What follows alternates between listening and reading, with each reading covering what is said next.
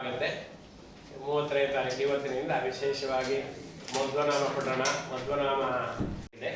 ಇದರ ಒಂದು ಮಾಹಿತಿಯನ್ನು ಕೂಡ ನಮ್ಮ ಪ್ರಸನ್ನಾಚಾರ್ಯ ಮಧ್ವನಾಮ ಬಗ್ಗೆ ವಿಶೇಷವಾಗಿ ದೇವಸ್ಥಾನದ ಸನ್ನಿಧಾನ ಇರುವಂತಹ ಒಂದು ದೇವಸ್ಥಾನ 2018ರಿಂದ ವಿಶೇಷವಾಗಿ ಅಷ್ಟಮಂಗಲ ಪ್ರಶ್ನೆಯಿಂದ ಪ್ರಾರಂಭವಾಗಿ ನೂತನ ಗರ್ಭಗುಡಿ ದೇವಸ್ಥಾನ ಎಲ್ಲ ಒಂದು ಸಂಯೋಜನೆಗೊಂಡು ಬ್ರಹ್ಮಕಲಶ ಇದೆಲ್ಲ 2021ರಲ್ಲೆಲ್ಲ 21ರಲ್ಲಿ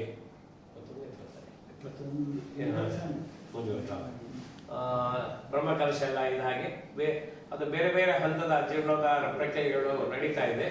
ಈ ಸಂದರ್ಭದಲ್ಲಿ ಒಂದು ವಿಶೇಷವಾಗಿ ಪ್ರತಿ ಈಗ ಈ 3ನೇ ರಥೋತ್ಸವ ವಾರ್ಷಿಕ ಬ್ರಹ್ಮಕಲಶ ಆಗಿ 3ನೇ ರಥೋತ್ಸವ ಅದು ನಾಡ್ದು ಮಾರ್ಚ್ 7ನೇ ತಾರೀಕು ಬರುತ್ತದೆ.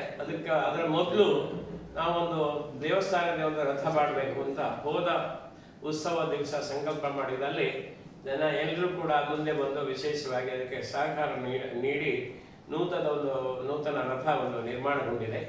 ಅದನ್ನು ವಿಶೇಷ ರೀತಿಯಲ್ಲಿ ವಿಜೃಂಭಣೆಯಿಂದ ನಾವೊಂದು ಶೋಭಾಯಾತ್ರೆಯೊಂದಿಗೆ ಭಗವಂತನಿಗೆ ಅರ್ಪಣೆ ಮಾಡೋಣ ಅಂತ ಹೇಳುವ ಒಂದು ಸಂಕಲ್ಪದೊಂದಿಗೆ 1ನೇ ತಾರೀಕು ಶನಿವಾರ ಸಾಯಂಕಾಲ 4 ಗಂಟೆಗೆ ನಮ್ಮ ರಾಜಾಂಗಣದ ಪಾರ್ಕಿಂಗ್ ಅಲ್ಲಿಂದ ಹೊರಟು ಇಲ್ಲಿಯ ಪರ್ಯಾಯ ಶ್ರೀಗಳವರು ಉಭಯ ಶ್ರೀಗಳವರು ಅದಕ್ಕೆ ಒಂದು ಚಾಲನೆ ನೀಡಲಿಕ್ಕಿದ್ದಾರೆ.